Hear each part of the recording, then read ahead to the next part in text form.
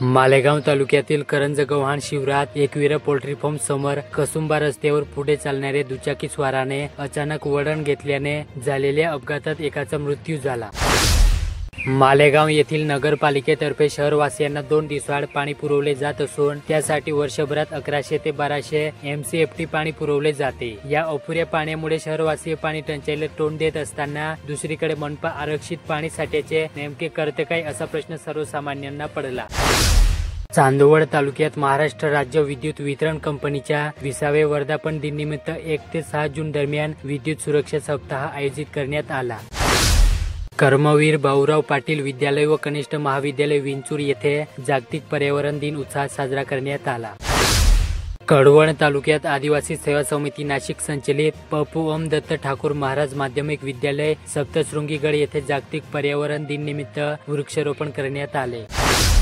देवडा तालुक्यात जागतिक पर्यावरण दिनानिमित्त देवडा येथील जिजामाता कन्या विद्यालयात मान्यवरांच्या हस्ते वृक्षारोपण करण्यात आले।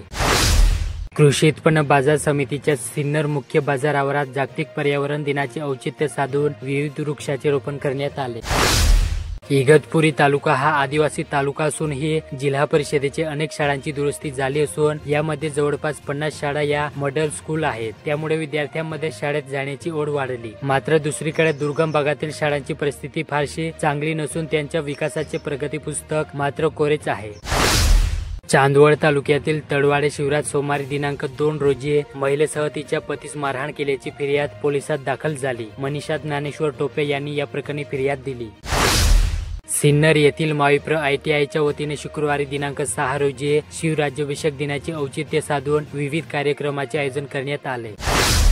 त्र्यंबकेश्वर या तीर्थक्षेत्राचा समावेश नुकताच अवर्गात झाला असल्याने शासनाकडून विकासासाठी त्र्यंबक नगर परिषदेला 275 कोटी रुपयांचा निधी मंजूर झाला। तथापि या कामाला प्रशासकीय मान्यता न मिळाल्याने 4 महत्त्वाच्या कामांची प्रक्रिया थांबली।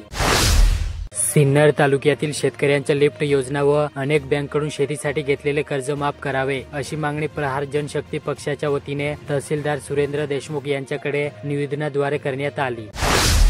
सिन्नर तालुक्यातील पिंपळगाव ग्रामपंचायतीच्या सरपंचपदी जयश्री बाजीराव डुबरे यांची बिनविरोध निवड करण्यात आली।